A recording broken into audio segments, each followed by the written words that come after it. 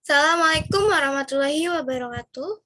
My name is Nabila Dafina Putri and my ID number is 41041211020, and I will make a video to fulfill the project task 2 basic of mathematics. And now I will going to explain about the proof technique and conclusion. In the mathematics, we can using four methods to proving.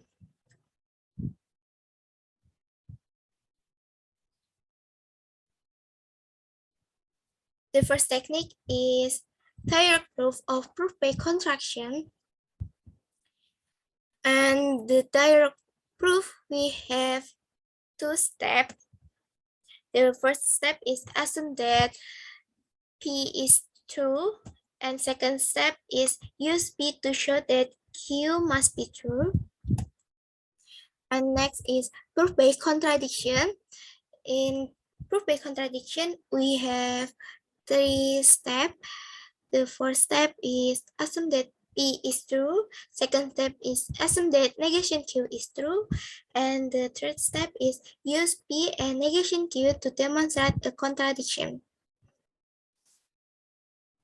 Next is proof by induction. And proof by induction, we have two steps. The first step is the initial step.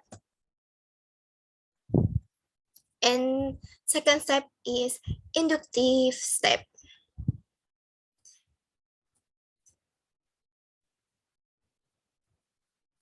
Next is proof by contraposition. Proof by contraposition is a method of proof which is not a method of its own person.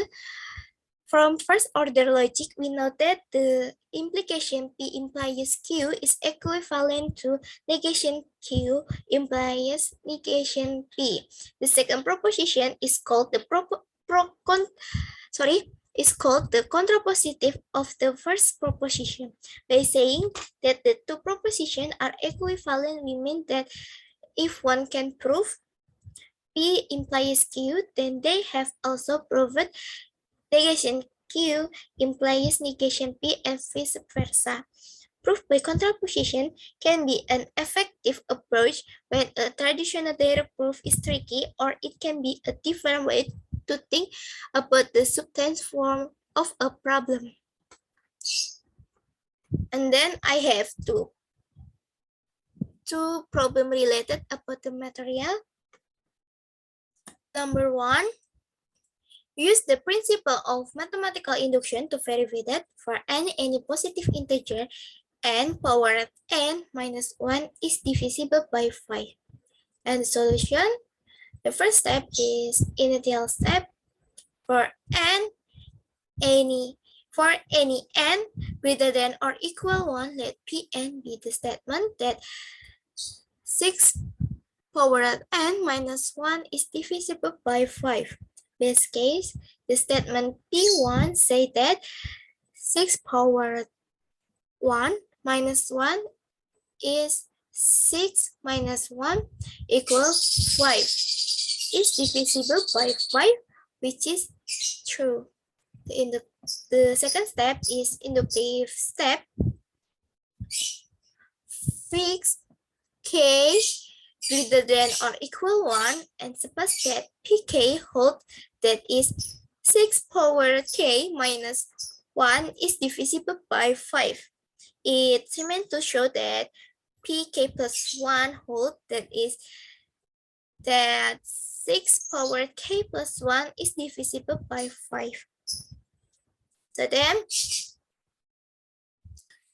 6 power k plus 1 minus 1 is equal 6 times 6 power k minus 1, and the value of 6 power k is 6k plus 1 minus 1. So then we can write like this: 6 times 6 power k minus 1 minus 1 plus 6 equals 6 times 6 power k minus 1 plus 5.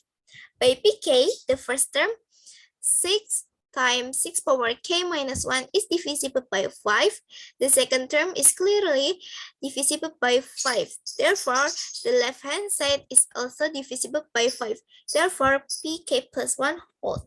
Thus, by the principle of mathematical induction, for all n greater than or equal 1, pn holds. So 6 power n minus 1 is divisible by 5 is true. And number 2, if 5a plus 2 is even, then a is even number. Prove it using contrapositive indirect proof. The solution, we can write p equal 5a plus 2 is even. Q is equal A is an even number. Negation P equal 5A plus 2 odd. And negation Q equal A is an odd number. And the contraposition is negation Q implies negation P. We assume negation Q is true, i.e.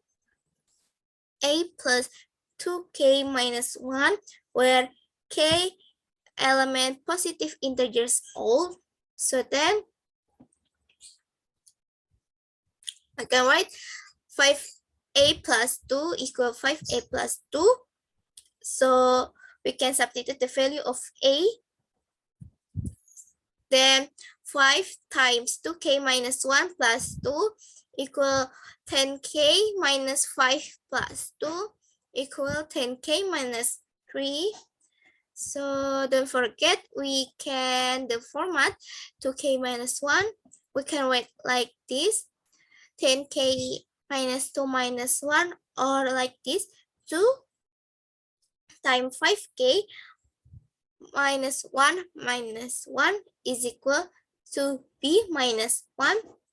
For some integer p equal 5k minus 1. So then 5a plus 2 equal to b minus 1, where p element positive integers. So the contraposition is proven true, meaning that if 5a plus 2 is even, then a is an even number is true. So then I will explain about conclusion. We can get conclusion by using rule of inference.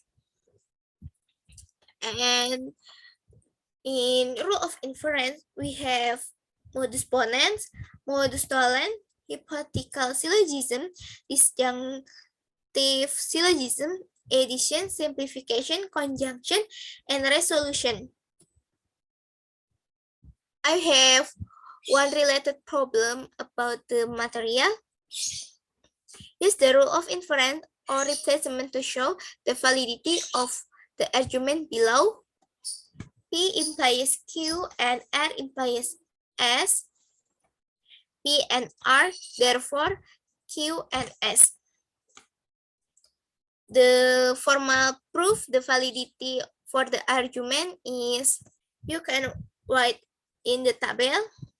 We have P implies Q and R implies S for the premise 1, and P and R for the premise 2, and the conclusion is Q and S. In the statement 3, we have P implies Q from statement 1 simplification, and the statement 4, we have P from statement 2 simplification, and the statement 5, we have Q from statement 3 and 4 modus ponens, and the statement 6, we have R implies S and P implies Q from statement 1 commutative, and the statement 7, we have R implies S from statement 6, simplification. And in statement 8, we have R&P from statement 2, commutative. And in statement 9, we have R from statement 8, simplification. And statement 10, we have S from statement 7 and 9, modus ponens. And the statement 11, we have Q and S from statement 5 and 10, conjunction. So then the argument is valid. I think it's enough. Sorry for my mistake. Wassalamualaikum warahmatullahi wabarakatuh. Bye-bye.